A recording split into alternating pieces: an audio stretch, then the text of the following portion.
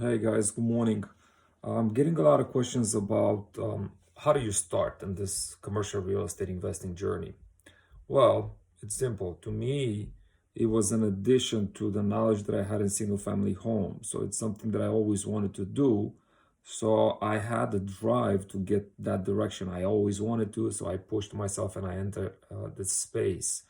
Um, how I entered it, I attended a conference. It was a virtual conference. I haven't yet been on a field, like on a conference yet, on a big conference of this scale in commercial real estate investing. But I signed up for a few, so I'm going to do that.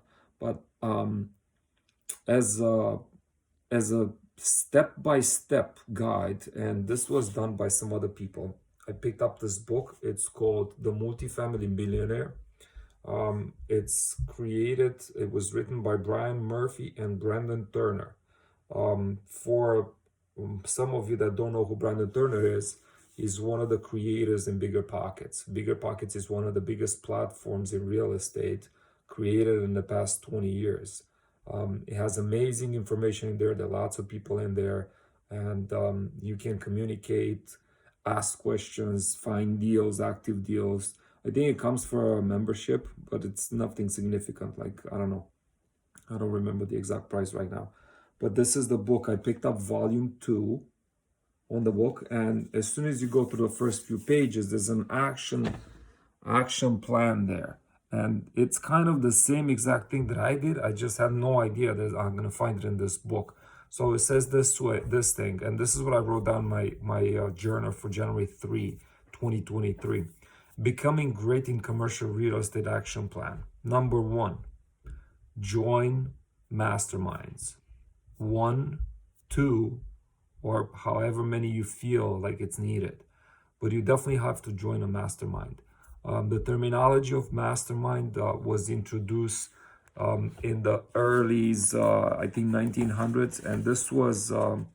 I'm not going to pick it up here. This was done by Napoleon Hill, and the first book wrote on this thing was in 1925, and it's called Think and Grow Rich. So if you guys never read that book, Think and Grow Rich, just go back to it. He is introducing the term of mastermind, which means a community of people working with the same goal, same principles for the good of themselves, but mainly for the goods of others. So giving, it's part of this mastermind community, and giving you value, and you're going to receive value from the people there. So having other people in your field leveling up with you and telling you what your blind spots and what their moves were in order to move forward, I think this is valuable. It's extremely valuable. It's something that you cannot get in class, you cannot get in school, you cannot get on YouTube. You can get it in a mastermind, that's for sure. And I have attended quite a few in the past 5 years. I think I've been to maybe 30, 40 masterminds. I've been part of a lot of groups. So this is one to remember. Join masterminds, number 1. Number 2, very important, create your own meetup. Yes, I know, you're a newbie, you don't know much about it. How are you going to create your own meetup? Well, if there's a local meetup that it's already existing in your area, you just go ahead and join it. I searched commercial real estate meetup in the city that I live, Stroudsburg, Pennsylvania, and guess what? To my surprise, nothing came up. The closest one is about 50 miles away, 40, 50 miles away, in a town called Allentown. And I already joined a couple of them meetups over there. The thing is that there is some commercial space in my area, and I'm sure there are investors in my area as well. As I'm learning, there are a lot of people from Pennsylvania doing this. So what I'm planning on doing, I'm going to create my own meetup. And where am I going to do this? On Bigger Pockets platform. That's what I did it before. I was a co-creator of a meetup in Connecticut, and I believe is extremely successful now. It starts slow, 1 or 2 participants, a friend, 3, 4, 10, 20 people, 30 people, up until people see value in it. As soon as they see the value in it, then they're gonna jump on it. And I urge you to do that. Create your own if there's nothing around you. But I would create my own for different purposes. Like, it's not me that I want to be on stage. It's not me that I want to be the first player on the thing. But picture this: it's gonna be you who's gonna get the first news. on the funnels, on the deals. You're creating a funnel by having the emails of the people coming in.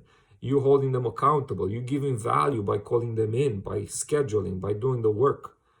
Just speaking the microphone and passing it around. Some people have, fear of public speaking. Yeah, my voice shakes every time I start a conversation in front of a microphone, but in like 10 to 20 seconds goes away because I speak from the heart and I speak the truth that I already know. And I'm comfortable speaking about real estate because I know what I'm talking about. When I'm not comfortable about something, I cannot even make sense of my sentences. So if you are not comfortable in this field, it's fine at the very beginning. Get yourself a co-host, get yourself somebody experienced that can hold a conversation and then learn and slowly just come out of your shell, because that's all it is. Yeah, my name is Silvius Grant. I'm an investor. I've been in the single family space for close to 20 years.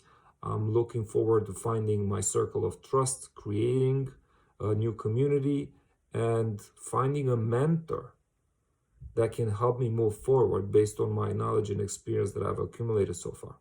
That's all you have to say, and then just pass on the microphone. Somebody else is going to pick up from there. Teach what you've learned.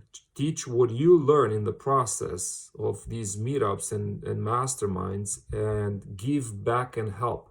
So by teaching, you're giving back right away. Helping, it's another level. So I do accountability calls with some of the people that I meet in the masterminds. I create business plans with some other people that I meet in these masterminds. Some other people, I tell them to take a step backwards and just go back and take care of base one, which is residual income. Some people have no job, some people have no income at all, or they're not in a position to pay for another mastermind, and this is dangerous.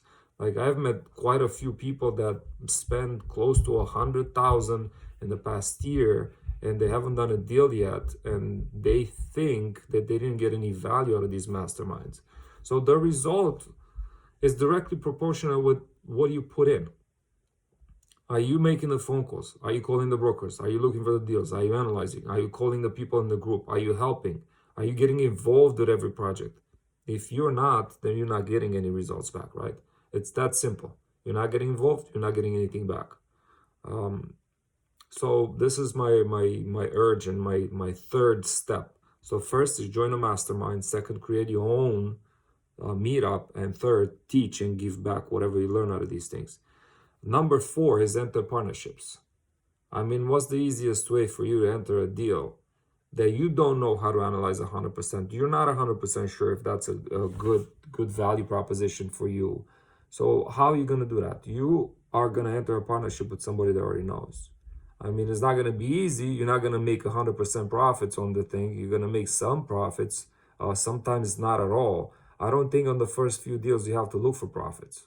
I'm being, as frank as I can. I think you should look for the opportunity of learning, not the profits. Don't worry about the profits now.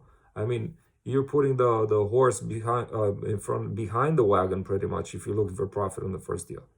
Grant Cardone has a different strategy. He says you got to be profitable on your first deal. Well, yeah, if it's your deal, if you find that if you're GP on the deal, if you have enough experience and you enter like 400 units or 150 units, you better make sure you make profits on it, right? That's a different story. But let's say you enter a deal where somebody else is a GP and you're getting the smallest piece of the pie, which is the finder's fee. Let's say you found a deal. You're getting the 2% and maybe, 1 to 2%. Not even sure if you get the whole 2% because it's a lot of money at stake. And then you get the opportunity to learn. So they're going to put you in the GP position and call you in all the meetings and show you exactly what's moving and what's needed into a deal. Because mostly all deals are the same. It's just we don't know what's inside of them. I don't know how a deal looks like at this point. I mean, I know from the outside strategically the percentage.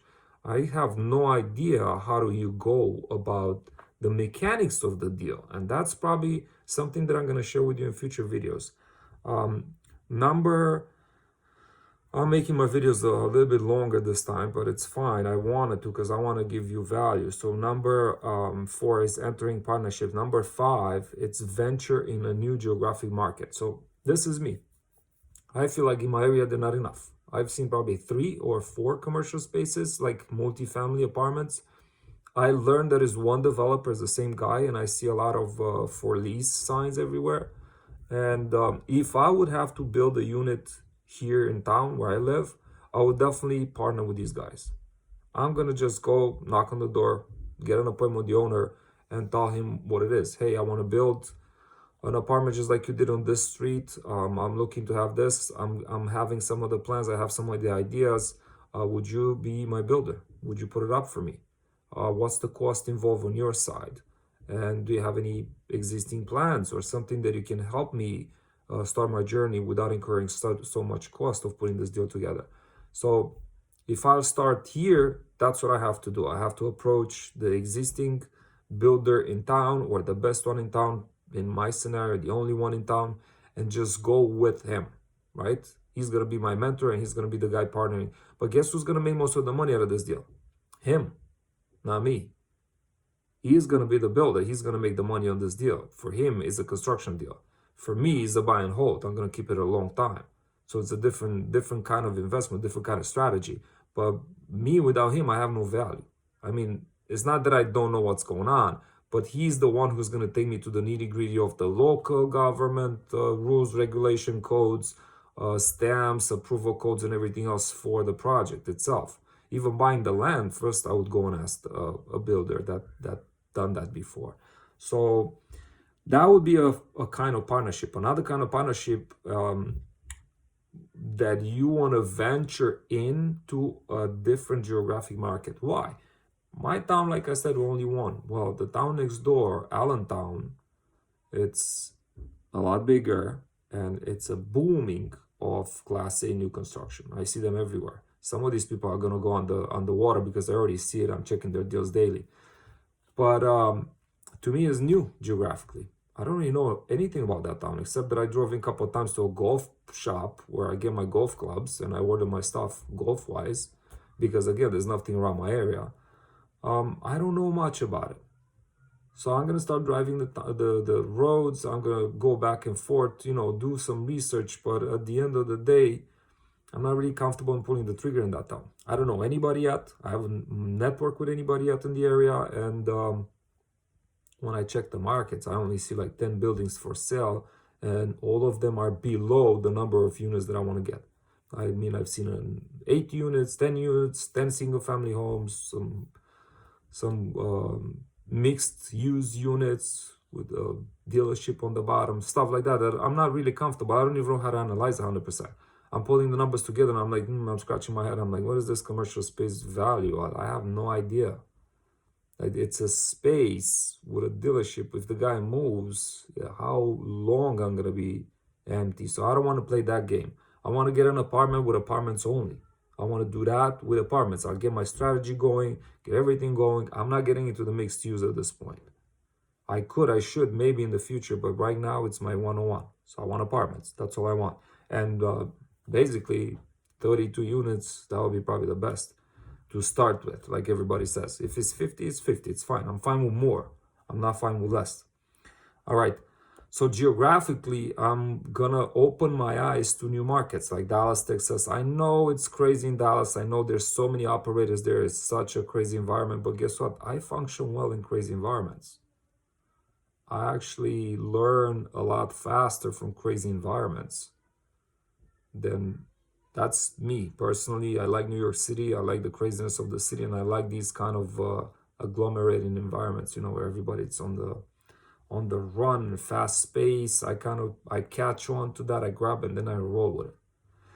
But I would not mind, I don't know, Florida, somewhere, Orlando area, or maybe north of Orlando.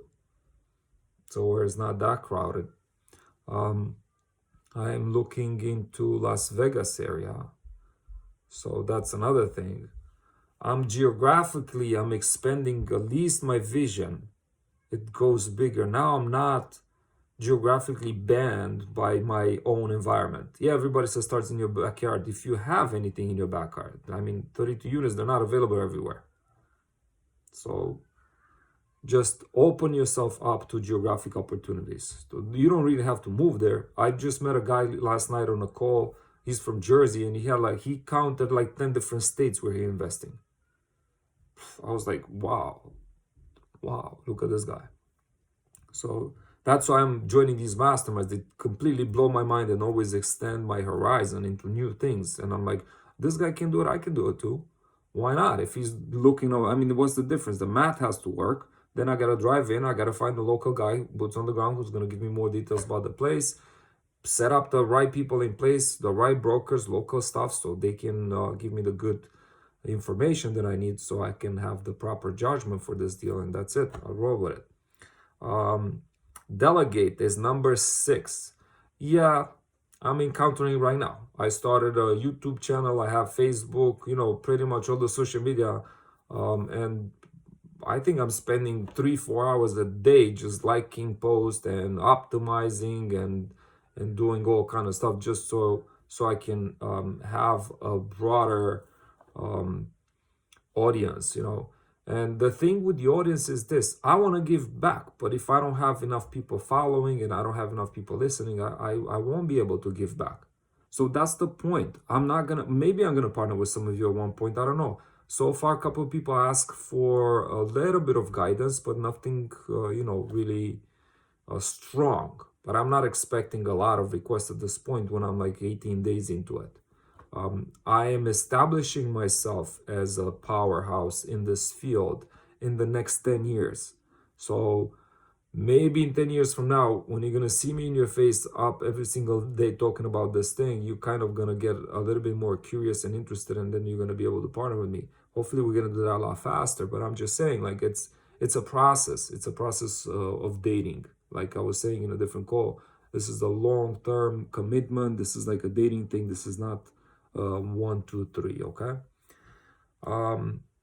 Number 7, embrace the change. So that's another step. Embrace the change by being 100% committed, driven, and hard worker. Take the risk, get over setbacks fast, and embrace failures along the way. Stay excited, determined, and build strong work ethic.